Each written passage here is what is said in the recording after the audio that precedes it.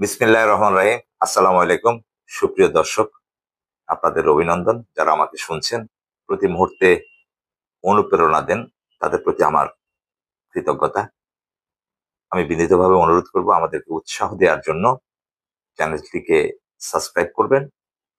প্রিয় দর্শক, আপনারা বরাবরই দেখেন আমি আ চেষ্টা করি বিভিন্ন টকশো প্ল্যাটফর্মে এবং এই প্ল্যাটফর্মে বিশেষ করে আমি আমার ব্যক্তিগত মতামত আপনাদের সাথে শেয়ার করে থাকি।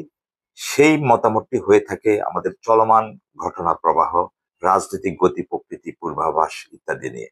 আমি রাজনীতিতে অনেক বেশি প্রাজ্ঞ, বিজ্ঞ বিষয়টা তেমন নয়।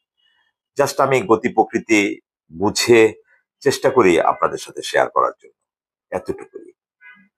সুপ্রিয় দর্শক, আপনারা নিশ্চয়ই আজকে লক্ষ্য করেছেন আমাদের বিএনপির মহাসচিব মির্জা ফখরুল ইসলাম আলমগীর সাহেব তিনি বলেছেন এই মাসের জুন এবছরের জুলাইয়ের দিকে নির্বাচন দেওয়া সম্ভব, অর্থাৎ আগামী 6 মাস বলতে গেলে উনি এমনটাই বলেছেন। এর আগে অবশ্য বিএনপি বলেছিল যে আমরা এই সরকারকে সংস্কার করার জন্য বা একটু স্টেবল হওয়ার জন্য যৌক্তিক সময় দিতে চাই।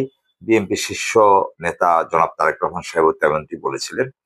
আজকে অবশ্য বিএনপি বহুদূর এগিয়ে গিয়ে আহ এখন 6 মাসের ভেতরে নির্বাচন দেওয়া সম্ভব এমনটা দাবি করছেন এবং এটার প্রেক্ষাপটে বলছেন যে সংকট ঘনীভূত হচ্ছে, যুক্তি হিসাবে এটাকে সামনে নিয়ে আসছে।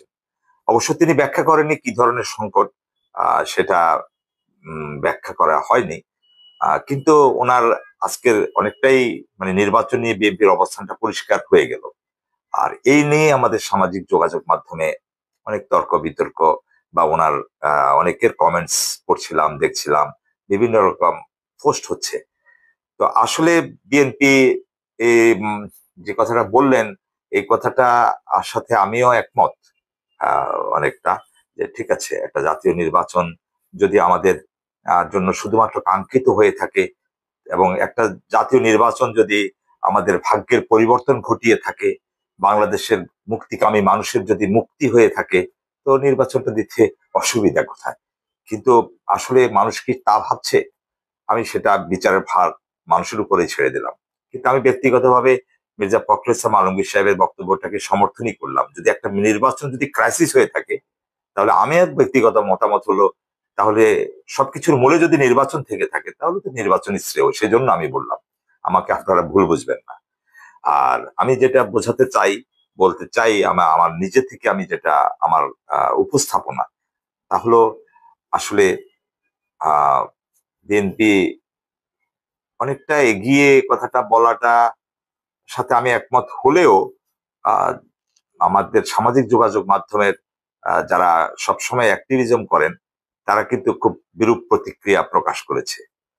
এই বিরূপ প্রতিক্রিয়া বিএনপির জন্য, বিএনপি রাজনীতিতে কতটা নেতিবাচক প্রভাব ফেলবে সেটা আমি জানি না। তবে আমার মনে হয় এটা একটা নেতিবাচক প্রভাব বিএনপির রাজনীতিতে পড়তে পারে।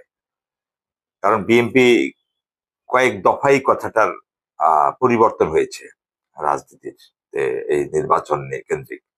আর ইদানিংকালে বিএনপির বক্তব্য থেকে বোঝা যায় অন্তর্বর্তীকালীন সরকার যা বলে বিএনপি তার উল্টোটাই বলেন।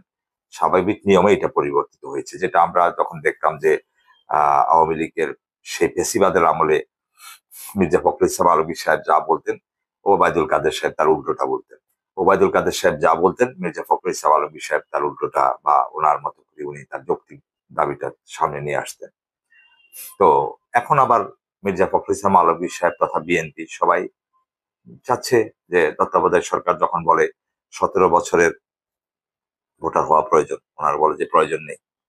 ওনারা সংবিধান পরিবর্তনের কথা বলেন, ওনারা বলে প্রয়োজন নেই। ওনারা ভোটার হালনাগাদ করার কথা বলেন, ওনারা বলে প্রয়োজন নেই। মানে প্রতিটা শব্দে কিন্তু না। যেমন শেষবার একটা প্রসঙ্গ আসলো যে স্থানীয় সরকার নির্বাচনগুলো হতে পারে জাতীয় নির্বাচনের আগে। বিএনপি সেখানেও বলেছে যে সেটা প্রশ্নে ওঠে না। তারপরে বিভিন্ন সংবিধান যে সংস্কারের কথা বলা হয়েছিল, বিএনপি সংস্কার কমিশনের কাছে প্রস্তাব দিয়েছে, কিন্তু বিএনপি আবার তাদের অবস্থান থেকে অনেকটা সরে গিয়েই বিএনপি বলল যে তারা কোনো অবৈধ আহ, বা অসাংবিধানিক ভাবে কোনো সংস্কার প্রস্তাব এলে সেখানে বিএনপি সমর্থন দেবে না। আসলে আমাদের রাজনীতির আকাশে দুর্যোগের ঘনঘটাই দেখা যাচ্ছে। তো আমার যখন এক সমীকরণ না হবে, তখন সেখানে সংঘাত অনিবার্য। তো এই সংঘাতের আমাদের ভয় নির্বাচন নিয়ে নয়, আমরা নির্বাচনকে সাধুবাদ জানাতে চাই, কিন্তু একই সাথে বিএনপি যদি একটু টাইম ফ্রেম বেঁধে দিত, সরকারের উপর একটা চাপ তৈরি করত যে ফেসিবাদী হাসিনার আর যে পুনর্বাসন, আওয়ামী লীগের রাজনীতি কি হবে, কবে নাগাদ বন্ধ চান, বা আওয়ামী লীগের রাজনীতি তারা চান কিনা, তারপরে আওয়ামী লীগের যেই গণহত্যা চালিয়েছে সেই গণহত্যার বিচার চান কিনা, চাইলে সেটা কতদিনের ভিতরে চান, যেমন নির্বাচনের জন্য ওনারা একটা টাইম ফ্রেম করে দিয়েছে।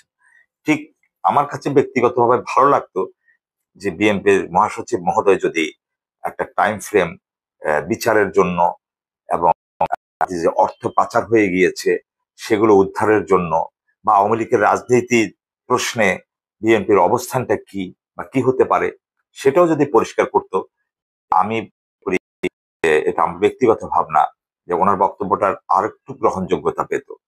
কিন্তু তা না করে উনি শুধু নির্বাচনের অংশটা বলে গিয়েছেন। তো বাংলাদেশের অধিকাংশ মানুষ, আমার সারাদিনের যোগাযোগ, সামাজিক যোগাযোগে আমি যতটুকু দেখলাম, সাধারণ মানুষ কিন্তু মানে ক্ষুব্ধ প্রতিক্রিয়া ব্যক্ত করছে। অনেকেই, কারণ মির্জা ফখরুল ইসলাম আলমগীর সাহেবের চাওয়া বা বিএনপির চাওয়া দ্রুততম সময়ে নির্বাচন, আওয়ামী লীগেরও কথা দ্রুততম সময়ের মধ্যে নির্বাচন, ইভেন ভারতেরও কথা দ্রুত সময়ের মধ্যে নির্বাচন। ভারত তো এই কথা বলার কথা না। ভারতের শুভেন্দু অধিকারী আজকেও দেখলাম তিনি বলছে বাংলাদেশের 2-3টা ড্রোন দিয়ে দিলে বাংলাদেশ উড়ে চলে যাবে। কিন্তু শুভেন্দু অধিকারী ভাবলেন না বাংলাদেশ তো এখন আর একা নয়। সুতরাং আমি মনে করি সবকিছু মিলিয়ে বাংলাদেশের রাজনীতিটা সঠিক পথে এগোচ্ছে কিনা জনগণ আপনারাই বিচার করবেন। বিচারের ভার আপনাদের কাছে রাখলাম, এই বলে আমি আমার বক্তব্য শেষ করছি। আসসালামু আলাইকুম।